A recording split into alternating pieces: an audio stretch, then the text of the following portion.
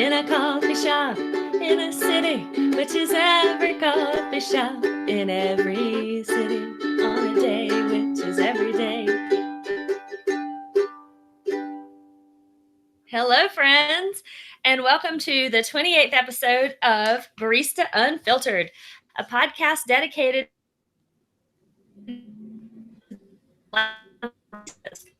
us what's brewing in their lives and work in this free-flowing and unfiltered podcast. I'm Jodie Lee. Austin, that's your line. I'm Austin Miller. We got a little lag going on today. Oh, yes. We're your hosts, and we are glad you joined us for this laggy conversation. Today, our guest is Christopher Coccagna. Coccagna. I'm going to get it right. He's a wholesaler of tea in San Francisco, and that's about as much as I know about him. He's a friend of Austin's, and so Austin's going to do most of the interviewing today. Welcome to the podcast, friends. Thanks for joining us. First thing we all got to know, Christopher, is what kind of tea you had this morning, or do you sometimes drink coffee like the rest of us little people? Ooh, all of my dirty secrets. And thanks for having me. Really nice to meet you, Jodie and Austin. Always great to see you. I always start my morning. I commute about 55 minutes to an hour and a half, but I have a cup of organic ceremonial matcha, straight up, kind of Americano style with whisked matcha. But I do shamefully will have a cup of coffee, given that I'm waking up at 5 a.m. and such. So I double fist it, all right? I don't discriminate. Tea and coffee can be friends again. And that's why we're here, right? Exactly. So what did you have, Austin? Okay, so for this episode, normally I have that big, gigantic cup of coffee.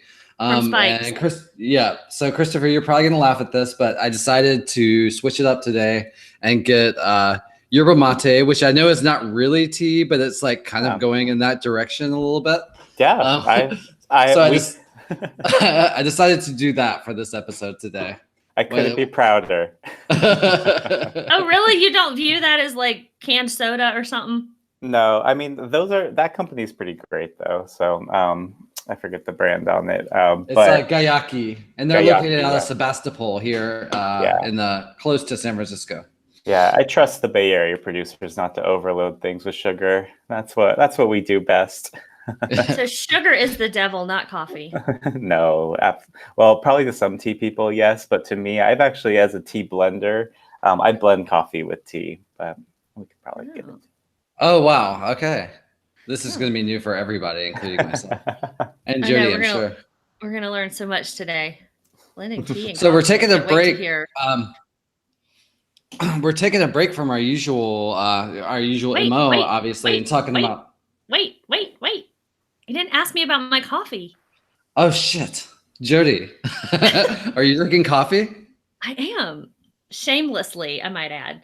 So what I have in here is whole milk, mixed with a Papua New Guinea blend that our friend Jake the Roaster at Otis in Lafayette, Colorado has created. This is super secret stuff. So he has not yet packaged it, is not yet for sale. So it is so yummy. It smells so good that every time I grind those beans in the house, I want to hug Jake.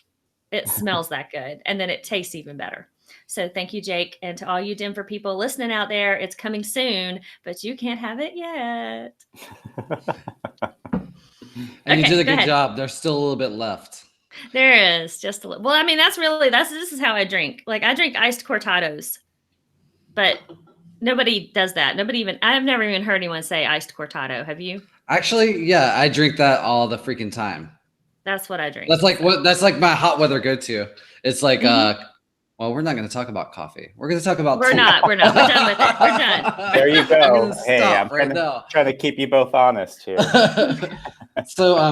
So Christopher, the first thing I wanted to ask you about is what is your business and where is your business? Yeah, so I have a San Francisco handcrafted tea company. Our name is t-wetea, T-W-E, like T-U, T-me, t-we. I've always loved the aspect of how tea creates community. you always have a pot of tea. You have a cup of coffee, you have a pot of tea, and you want to share it with people. So that's always been my, I try to use tea as my catalyst for building community. And so my company's located in downtown San Francisco. We're actually more of a pop-up model where our everything we do, which doesn't really happen a lot in the tea industry, is everything that we do, we source every one of our single origin ingredients, as well as like California organic fruits, West Coast peppermint, nettle leaf, herbs, flowers, spices from all over the world. And we hand mix in bowls, Gay Boys blending tea, about a couple pounds at a time, and just giving that really like artisan quality back to a part of the industry that got originally neglected for a good time being. And we also, one thing I'm a big fan about is no spray flavorings, no natural flavorings, no artificial flavorings, no birthday cake flavoring on your tea. I just want the single origin teas to shine, because I'm a tea sommelier by background. I've been through like a 4-year education program on tea and went through certification and everything. So I'm trying to spread that knowledge and education in natural. So. And when you say we, is that just you and your husband, or is that my handsome husband Kier, as well as we do have an army of people that help us blend, because it takes a village to run a small business for sure. And we have incredible friends, family, supporters, as well as employees that have done an incredible job of building this amazing company that we have today. We started, we're going about 8.5 years now in San Francisco. Wow, congratulations. And this is not an easy city to do that in either. Yeah. Oh no, not at all. Not for small business for sure. But the same deal. Yeah. Yeah. And so you said you have a sort of a pop-up model. Does that mean that you have a storefront that opens from time to time?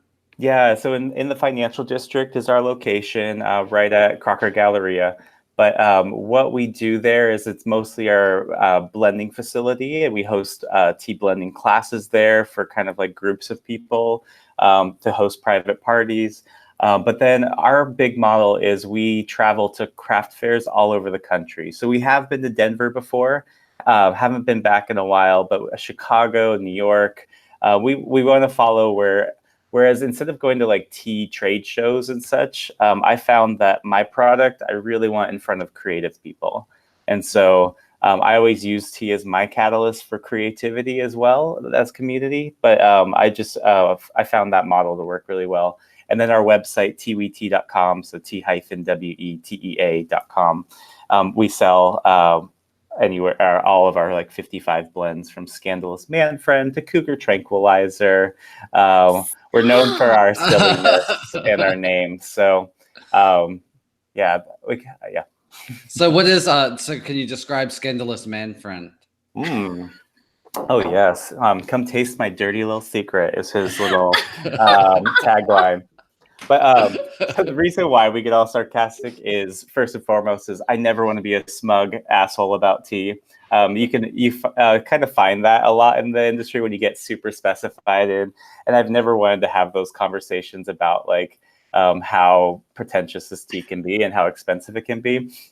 I'd rather be just laugh and have normal conversation with people. So my safeguard is by naming them really fun things. But Scandalous Man Friend, it's kind of like it's a Darjeeling, autumnal blended with the first flush Darjeeling. So same estate happening there, really beautiful quality of like a floral muscatel kind of tea. And then we did like this fun little sweet, spicy chai to it, which was clove powder, white peppercorn, spearmint, and heather flowers. So it tastes like as if you had, you remember those candy hearts that just got discontinued at Valentine's, like the Yes. Necco? It tastes like the white one of those. It has like that beautiful clove mint kind of note to like this really gorgeous black tea. But that's just a side note one. What's some of my favorites? I love my Cougar Tranquilizer at night. Resting Salty Bitch Face is our brand new peach tea.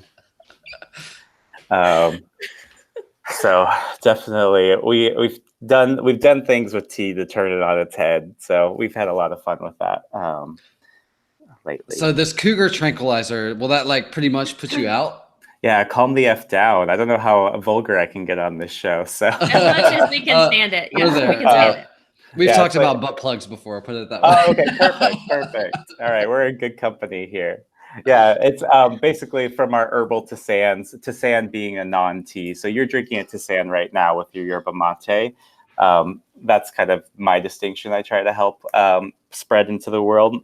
But our tisanes, it's 4 things that will knock you out: chamomile, lavender, valerian, which is what Valium comes from, and passion flower for stress and anxiety. So I'll drink it during the day and feel stoned.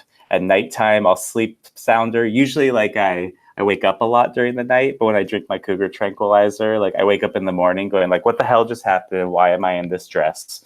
No, but And where am I? Yeah, where am I? What's going on? So yeah. that valerian root is kind of stinky, right? Oh, it smells like feet. Yeah. But what I do is, as a blender, my goal is to kind of like mask those features. So sometimes people will smell it and go, "Oh my god, this smells amazing." I'm like, "Oh, foot fetish. I know what's up." I worked at a coffee shop once that had a tea with valerian root in it called Placid Dream, and we always called it Flaccid Dream. Yeah. So how are you preparing this tea? Is there like a certain temperature of water? Like how fussy do you get? Yeah, well, definitely. I mean, this is speaking to the baristas out there. Like, temperature matters with your tea. I think. I mean, there is definitely differentiators between white tea, green tea, black tea, or oolong tea, black tea, pu'er tea, and herbal tea. But if you're wanting to do like a really great black tea or herbal, go hotter, like 208 plus. That's definitely going to give you the best brew extraction. Because one, herbs, the benefits are not going to be pulled out until they hit that like really long brew, 5 minutes plus.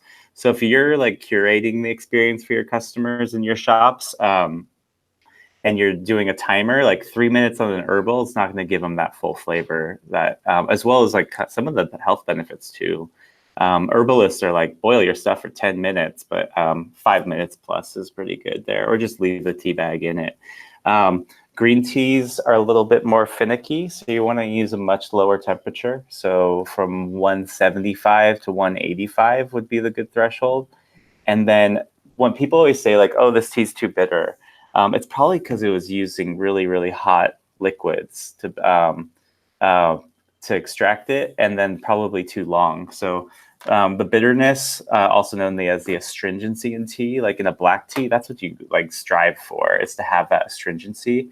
But that bitterness is preventable, whether it be a better brew, a better temperature, lower amount of time, or natural elements that will give it natural sweetness. So I've been able to balance a green tea with some like light peppermint. And so that peppermint will kind of cover the sins of the astringency happening within the tea. So there's several ways you can make a really perfect cup of tea in a way. But temperature and time are number 1 and 2. And do you have a favorite kind of teapot, or, like I know there's a million ways to put the actual tea in the water, like with little sachets and stainless steel bulbs. So I always say the best way to make your cup of tea is give your leaves room to expand. Like if you're opening up a tea ball or a tea bag, and it's like filled to the gills and bursting out when you open it, you probably put too much in there, and then the tea expanded so much inside that water couldn't get through. And so like I've seen it at coffee shops where they'll like give me like a tea bag, and it's like filled with at least 10 grams of tea, whereas 3 to 5 is kind of the ideal mark. 2 of an herbal, 2 to 4 of an herbal, 3 to 5 grams of a black tea. Scoop that ahead of time, see what that looks like, because sometimes people are just giving me way too much tea, and then that 10 gram is going to brew 30 seconds and be like incredibly bitter. It's bursting in that bag, so hot water is really not getting to what's in the center, so you're wasting tea that way, because like the inners can't get hot water extraction. So I always say use room to brew it. I love like full basket size brewing mechanisms, or oh man, there's on the go at home. There's in a coffee shop setting. I don't know where should I help you first? I think at home, because that's where most people could like dial it in, like on like Sunday morning tea. Sunday Like morning. how to do that. I mean, I do love me a teapot of tea on a Sunday morning with brunch and such, but that's getting a little too smug, maybe. But I don't think so. There's also those like in coffee or in cup mug diffusers that you just like stick it on the top of your cup, and it's almost the same size as your entire cup. That's going to brew you the best extraction. Or teapots that have like a brew basket that goes from the bottom all the way to the top.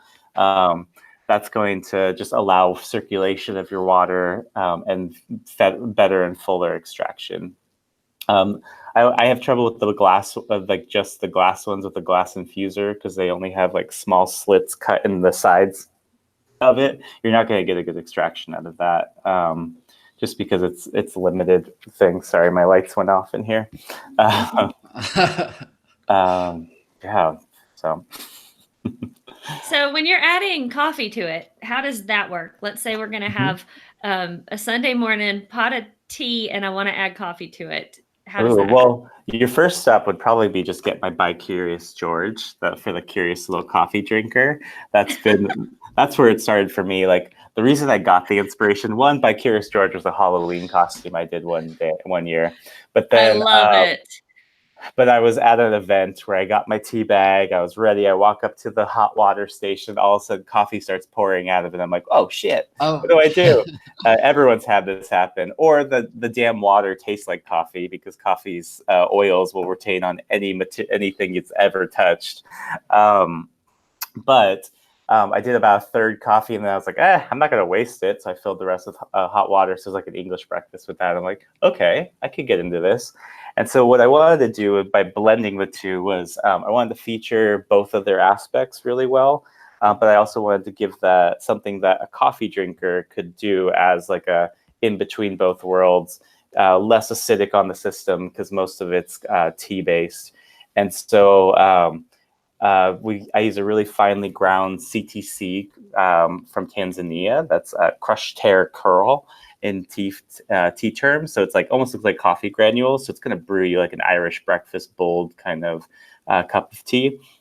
And then we hand crush coffee. So using a mortar and pestle, I use Ethiopian beans just because I really love the fruitiness and the berry notes that it comes with.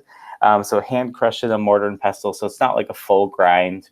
And then Hawaiian coffee cherry. So from Molokai, I source the cascara around the coffee bean, and it like plays with the fruitiness of the Ethiopian bean, but it also plays with the that like cayenne tea boldness really well. So that's where I started in tea and coffee mixing. So hand crushing a little bit into it. I also do a coffee chili chai where I hand crush coffee into. It's called chai hard. It's my filthy, dirty chai. And then, but also I blend with just whole beans. So using those same Ethiopian beans, I've made an English breakfast called Soggy Morning Brekkie for Seattle, where I use whole bean coffee as well as Willamette Valley peppermint in a really beautiful orange peko leaf black tea base from Indonesia, and with a couple of other aspects. So it gives it almost like when you're doing coffee as a whole bean, it tastes like chocolate notes. So it's like a Girl Scout Thin Mint hits your English breakfast in a way. So yeah, we can get all nerdy here, but I've even done a yerba mate coffee blend, kukicha, Japanese green tea named kukicha, yerba mate, coffee bean, cacao. So 4 types of caffeine stream, kind of go get 'em tiger tea. I'm sure that anybody listening now is dying to try this, because this is I'm ready to end the podcast and go try it right now. Yeah. It's like, in a way, the war is over, okay? Peace on earth, goodwill to all humankind. Tea and coffee are friends again, officially on this podcast. So. It's all about friendship on Barista Unfiltered. Yes. Well, we accept your friendship, and we hope to pass it on to all the coffee listening masses out there. Yeah, know that this tea company loves you and thinks you're fabulous. So keep up the great work. Can we order online at that t-wetea? Yeah, on my website we ship all over the world pretty much. So. Okay. And who are your customers mostly? Are they like? Are you usually selling to individuals? Are you selling to grocery stores? Are you selling? Yeah, our model is, I love the consumer model first and foremost, because I feel like that connection to we have the most amazing customers all over the country. They're so sweet and so wonderful. They love our handwritten notes we send. They're so sarcastic, and like Kier does an incredible job of that. And but then I do a wholesale business, but mostly to restaurants and coffee shops and cafes. I think instead of it being on a grocery store shelf where it loses that magic, I feel like that experience of that personalization, people going up to a menu and going, "I'd like to order a cup of sex pot, please." Like there's a specialness there that only happens with the restaurant industry. We've also broken into matcha recently and are crushing it, because all it takes is a good quality matcha, and the world's matcha right now that's in most coffee shops is just shit, because it's low grade ingredient grade stuff. Sometimes it's great, but in a sense, if you've sourced really good quality matcha, you're gonna make better lattes. And so So we've got a lot of listeners in San Francisco. Do you sell to particular restaurants in San Francisco that you could direct people to sort of experience it as part of a meal? Yeah, as part of a meal, I would say mostly it's cafes in San Francisco. Our matcha you can find at what's it called? Oh my God, I'm spacing right now. Valencia and 16th Street, the market. The artisan grocer there. Oh my God, I'm complete now. Now we're on the record for That's okay. Terrible. We can circle back to it. Farm Table on Post Street in Union Square. They're an incredible, powerful coffee shop using a lot of creativity. They serve our tea. Where else? I'm thinking Hippies Brew in the East Bay. Man, I've completely drawn a blank. SoCal, there's a lot of restaurants serving us. Found Coffee is they're probably our most creative client, doing a lot of really good things with our products. And then Honolulu, if you're in the house, go to the Nook Neighborhood Bar and Bistro. They've taken our tea program to the next level. They've made cocktails, they've made mocktails, they've done shrubs, they've done this daily iced teas. They've cooked with it. They've turned sex pot into a glaze on a duck breast. It's incredible what they've done. So cool. Yeah. So if you think of other places you want me to put in the show notes for this episode, just text me or email me those. And those of you listening, I'll have this in the show notes, so you can just click on the links and find this tea. Fabulous. Yeah. All right, Austin. I think we were going to discuss, to say out loud, what was the website that you would go to if you wanted to order it? Yeah, so once again, t-wetea.com. So spelling it out, the letter T-wetea.com. That's where it gets real sarcastic. Each tea has its own story, and it's really funny. You can order tins, you can order refills for your tins, and then you can get bulky too with us. So, and we're going to be launching our organic ceremonial grade matcha soon too, which is real fab. And that's what you had this morning. Yes, that's how I get jazzed. So to go back to tea kindergarten, this is tea kindergarten here. Okay. For us kindergartners, which Jodie and I both kind of are. What is the difference between green and black tea? Yeah, so the biggest difference is oxidation. The word for fermentation used to be used, but oxidation. So let's say I bit an apple right now. I wish I had an example, but I'm intermittent fasting today. So if I bit an apple, that natural browning process that happens, that's oxidation. So it's everything is oxidizing. I'm oxidizing right now before your very eyes. Me too, girl. That natural aging. So the way you can stop oxidation is by applying heat. So a green tea is 1 to 8% oxidized, very narrow range of oxidation, whereas a black tea is like 85% oxidized plus. Oolong's kind of that in between those two. So let's say I'm in China and I'm wok firing a big a wok of tea or tea leaves, freshly picked and withered, and I'm crushing them against the side of the wok here. That's going to start the oxidation process, but there's heat coming from below, so it's naturally stopping that oxidation on the spot. If I'm in India, I'm going to throw my tea leaves through and producing black tea like Assam or Nilgiri or Sri Lanka, Ceylon, and or Darjeeling in India. I'm going to be crushing those leaves through machine form and then lay them into big troughs where there's air flowing below and above them. So it causes like this oxidation faster, and they oxidize for up to 1 to 3 days in that sense. So the biggest way, like you could take the same tea leaf, and I've done this in Hawaii with some of my friends on a tea farm. There's a lot of Hawaii grows a lot of like artisan tea. But we were able to one day just focus on making green tea, where we were crushing the same leaves. Then we took those same leaves, and the next day we made an oolong. The next day we made a black tea. So technically, you could, with the same leaf, make all the different types of tea out of it. Oh, wow. And I'm sure that's news to a lot of people who don't really know anything about tea at all. Yeah, it's all coming from Camellia sinensis, which is a single plant. But then, of course, just like grapes, like that would just be saying the word grape. You could use varietals, cross varietals, hybrids, etc., and soil conditions and elevation to create different flavor profiles. But at the end of the day, you could use any tea leaf and make any of the types of tea.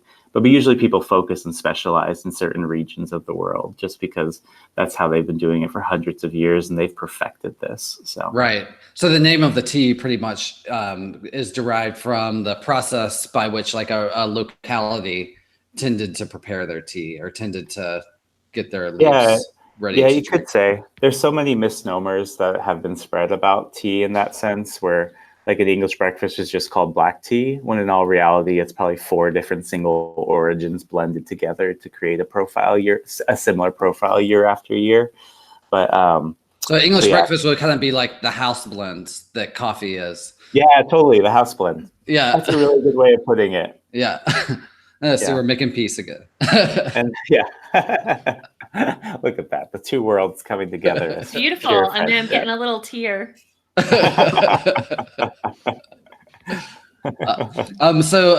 then what is the difference between, I'm just going to use 2 specifics because there's like all these choices of black teas and they're like, you know, supposedly single origin, but like what would be the difference between say like Darjeeling and Assam?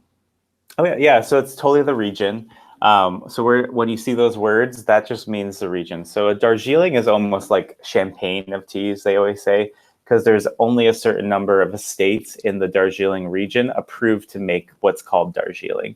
What's crazy is like Darjeeling's on kind of like a mountain, then down this valley, and Nepal is right next to it. So Nepal adjacent, you can see tea plants from Nepal, or you can see the tea plants when you're standing in Darjeeling. You can see tea plants in Nepal. And those cannot be called Darjeeling, even though they taste exactly the same, because the conditions are so similar.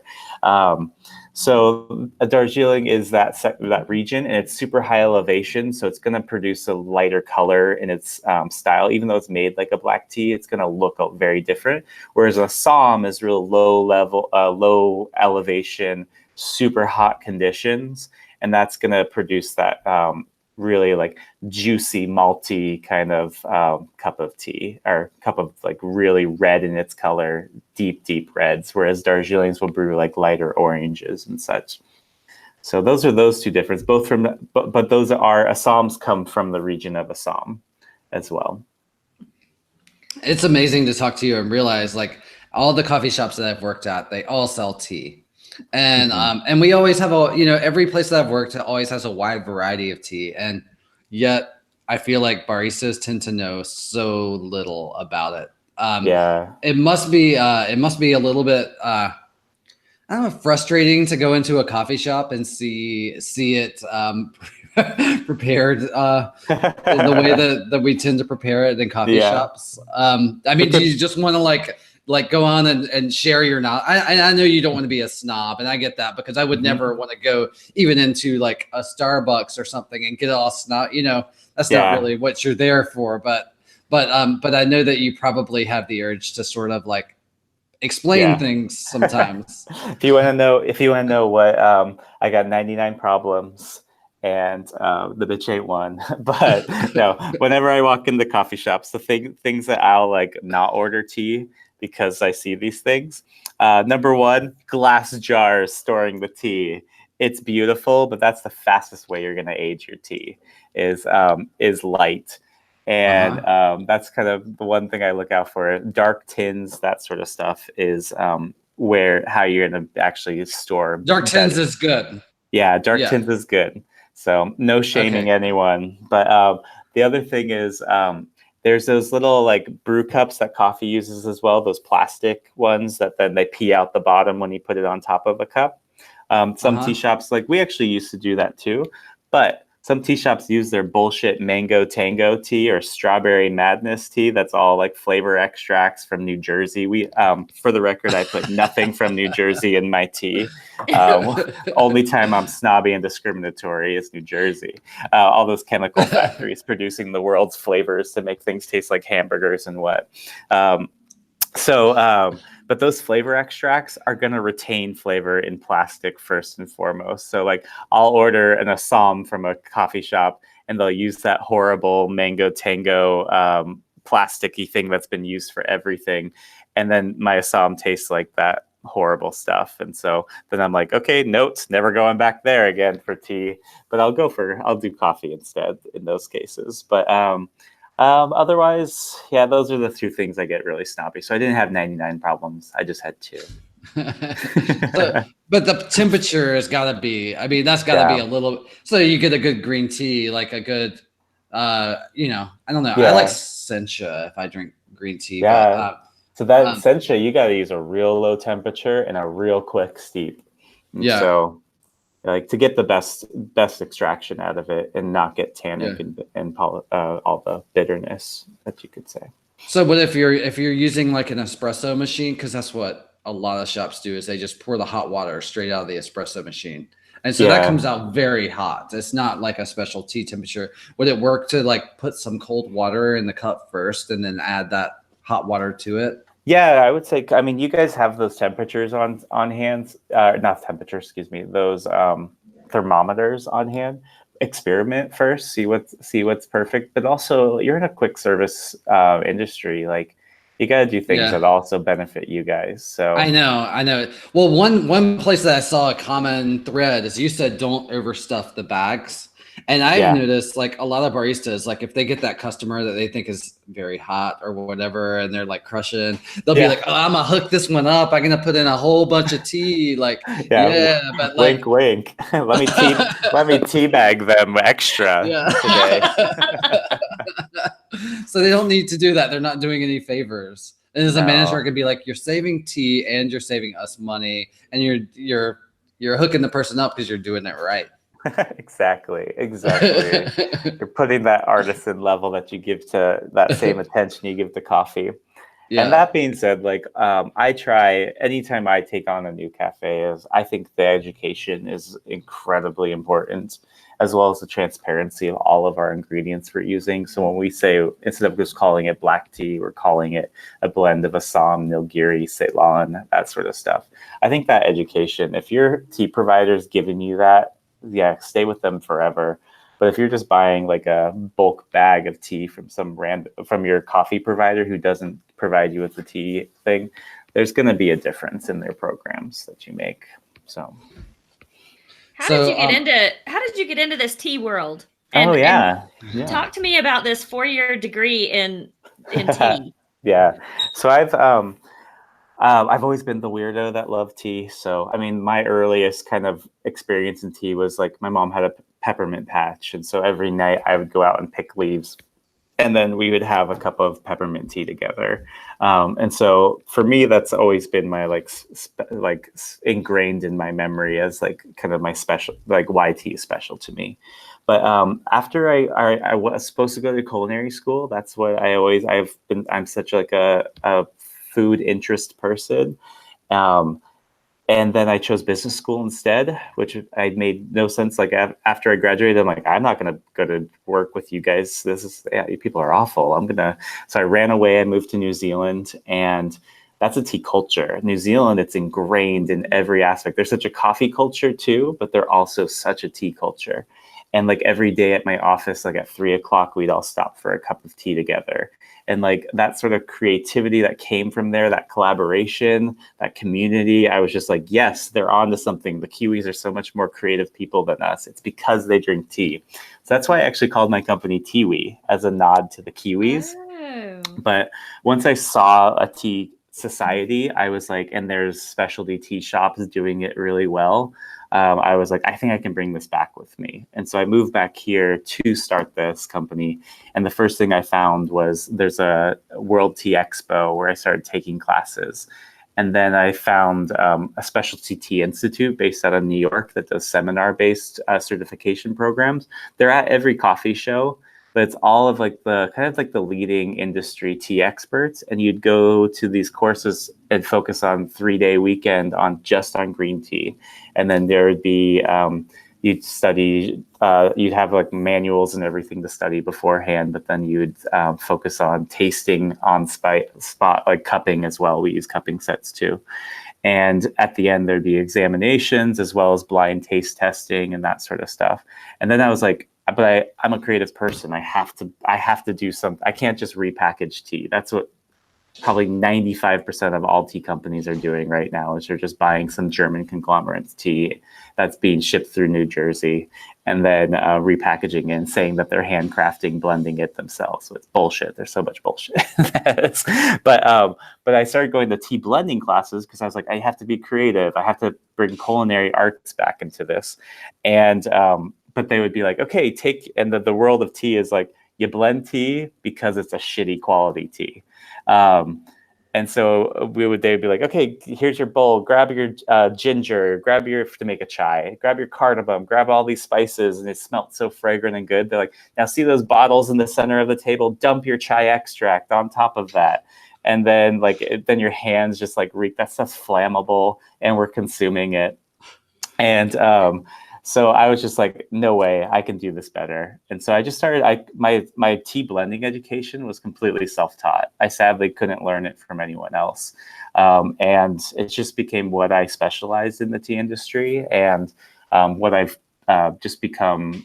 I just hyper specialized in my tea sommelier certification program is blending. Have you thought about teaching other people? Yeah, I definitely do. I'm working on an online program right now, just because we've become known as the tea blending company that does it naturally. But also this last weekend, I taught 2 seminars at the Maker Faire. I got Milk hired me to be their spokesperson and teach about tea and milk and blending and that sort of stuff. So I had lattes, all that. So we can talk lattes, whatever you need. And then, I get hired every now and again to teach tea blending seminars and that sort of stuff. It's pretty fun. I love it because it's just creative and I always see something new. So. Yeah, and you know that you're providing intel that they're not going to get anywhere else. Yeah, and I would say to become a tea blender, you have to first and foremost devote yourself to understanding tea. That's going to be the number one thing, is really understanding the nuances and how you can highlight and complement a single origin tea. So maybe you should think about starting your tea podcast, because obviously we have so much that we've jammed into this one episode. And I feel like with every word that you've said, that's a whole episode of a podcast begging to be made right now. I know. I don't know. I've always been so focused more on helping small business. I've always loved, I'm actually going to start a podcast soon with my best friend on helping creative handcrafted small businesses. So that's kind of been my current angle. But but yeah, tea's my passion, but I also love empowering small business. So, but yeah, I should record. You definitely should. You're entertaining. You have a great voice and you got a great topic. Thank you. Yeah, I try to keep it soothing voice. No. So I have a question about the peppermint tea you used to make with your mom. Your mom, you said you would go out in the garden and pick the leaves. So I have a hibiscus in my house, and it produces blooms. Is there a way to like harvest those blooms? Is that safe? Like, Yeah, as long as there's no sprays on them. Hibiscus is absolutely fabulous. It brews hot pink or like blood red in its color. But a fresh hibiscus, I source all mine as organic Egyptian hibiscus, but it's all kind of been cut and sifted for better tea use. But if you had just a bunch of fresh blossoms, freshly washed, take out the stamen. amen. Yeah, stamen. I was like, stamina? Nope. The reproductive parts. Yeah, take out the sex parts, and then and brew that. That you could make some really beautiful. I'd probably maybe tear it up so that the cell structure was broken and it would have more exposure to the hot water. But you can make some gorgeous. Just the flower, not the leaves, right? Yeah, just the flower. Okay, I'm gonna try that. Yeah. I absolutely love that. I wish I could have a garden. I'm in San Francisco on the 7th floor of an apartment, but everyone always asks us at these like craft fairs, like, "Oh, do you grow the plants too?" I'm like, "Bitch, I'm from San Francisco. Ain't nobody got time for or space for that." So funny. So what are your if you could name like 3 teas that you think everyone should try once in their life? Let's see. The most creative things I've ever seen. I mean, Taiwan gets all the rage for oolongs, but I just recently did a trip through northern Thailand, and they're growing organic certified oolongs that using cultivars from Taiwan.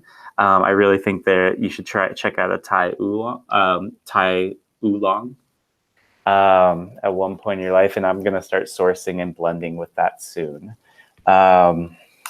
Let's see, what else? I mean, cascara, I'm sure you guys talk about it all the time, but the whole world of cascara, it's a waste product in the coffee industry, but it is such an incredible brew. It's so fruity, spicy cayenne notes as well. It's such an interesting thing. Incredible amount of antioxidants and health benefits from drinking that. Wow. And what else am I into these days? So yerba mate, that's South America. But then Guayusa is native to the U.S. It's a holly plant that is caffeinated, but Guayusa or Guayusa is Northern South America, and then in the U.S. growing in Texas and Florida is Yopan, used originally in by indigenous culture or First Nation, I would call. And that is incredible. It's related to yerba mate, but it's locally grown and sourced. Cat Spring Tea out of Austin. They are an incredible company. Some of my best friends in the tea industry. And they are doing second chance employment for women coming out of prison or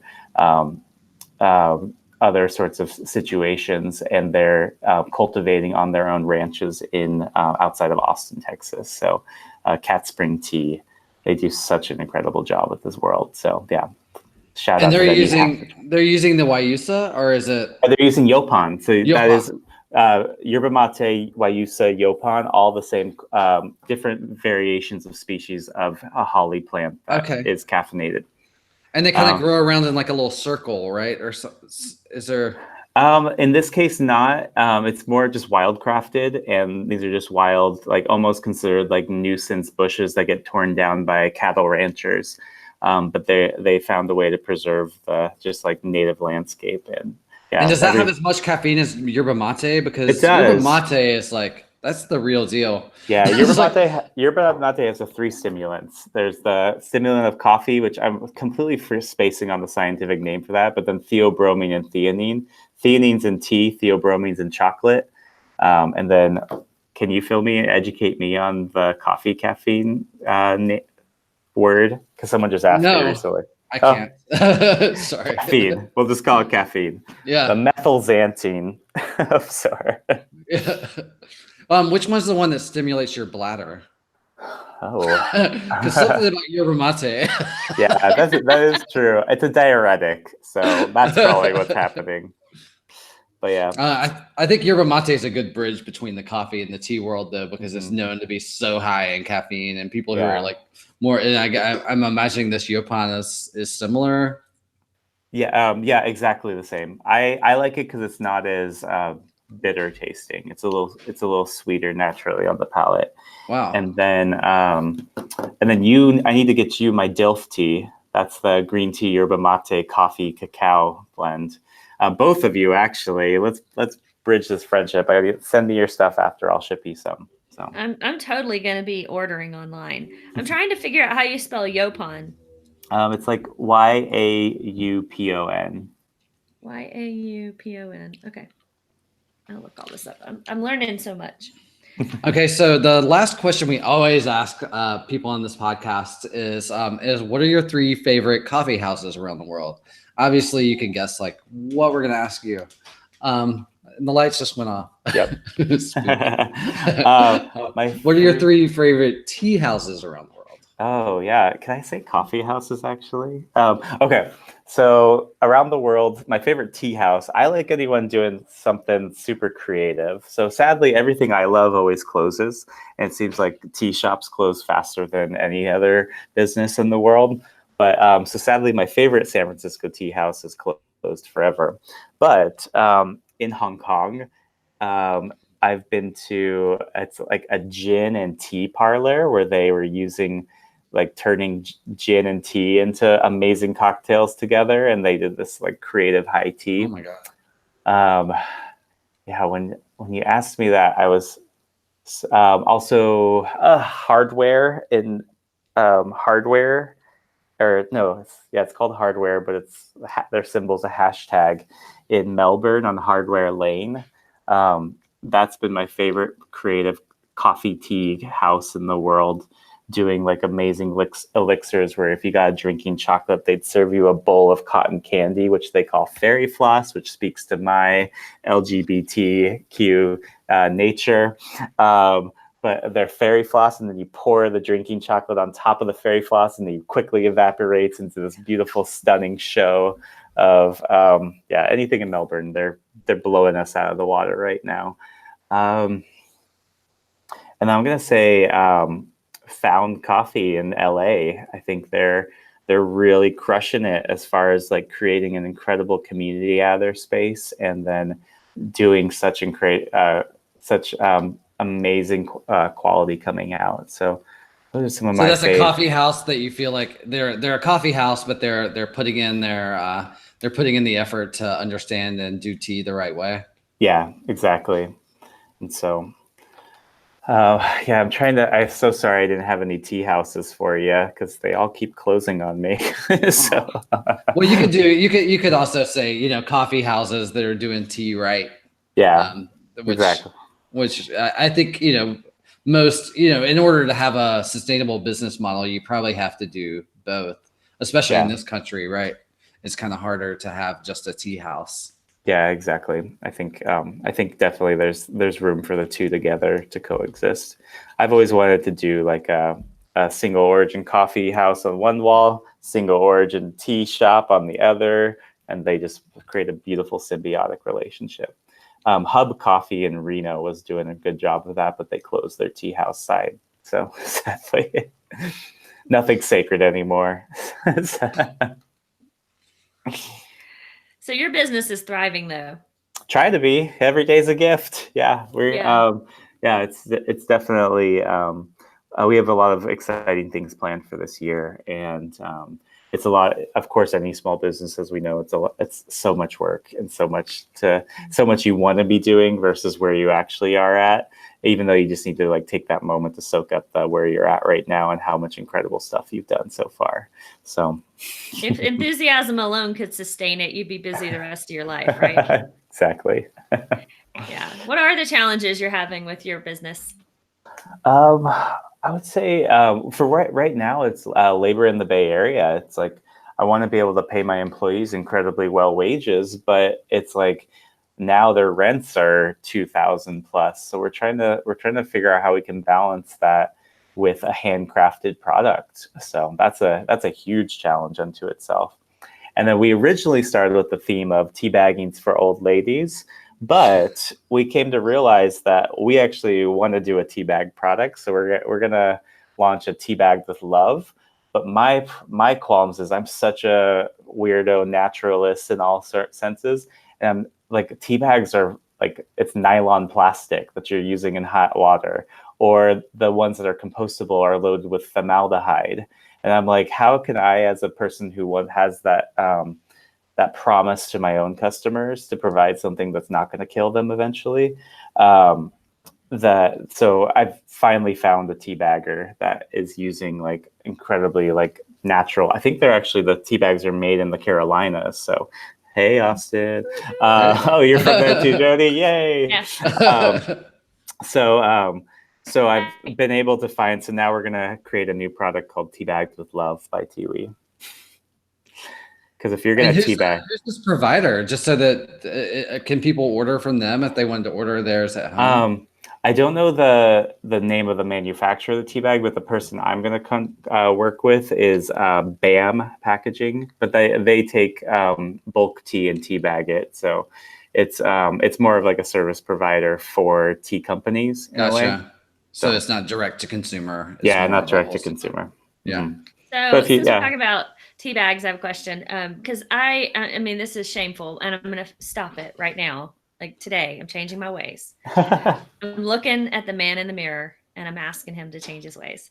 I am using like organic, whatever, peppermint tea that comes prepackaged in the bag or in the plastic sleeve, the bag in the plastic sleeve. Mm-hmm. And sometimes we use celestial seasonings, right? Are those tea bags the ones you're talking about that have weird chemicals in them? I can't speak for that, but I just in my experience in the industry, it's been very hard to find things that are of incredibly safe drinking materials. So, but I would never want to like call out any certain tea company on that, especially on this worldwide podcast. Right. And so, but also it's. But I source ones that are right now, like I have a tea bag yourself option on my website where we sell by the 100 pack. And those are North American grown wood pulp tea bags. And so it's just using like wood pulp and turning that into a product. And from what I've learned on the material specs, they're coming from Canada, so I feel like they actually care about their people. And it's just also, I feel like that's the safest I found for teabagging yourself out there. So. Okay. Well, what's your big dream with this business? I definitely always want to. I would love to become an incredible online presence, and then one day jump back into opening stores. People love our stores as a community center. Like we had our store open for 4 years every day to the public. It just became too much work for 2 people running a tea empire. Whereas I would love to just really build that, and then I also want to build my presence within coffee shops and coffee houses. I feel like once we get our tea bagged with love, I think we can be more accessible to so many coffee shops and such. So that's in my plan right now. That's exciting. Yeah. And then I'd love to continue educating. I think that's, I keep getting encouraged that's something I definitely owe it to the world to do. You always feel like you're too busy to take the time to record something. So here we are. Woo! I know. It's pretty easy though. Once you get rolling, just hit record. That's kind of, I don't know. A lot of people get themselves psyched up to do things by counting like 5, 4, 3, 2, 1, do it.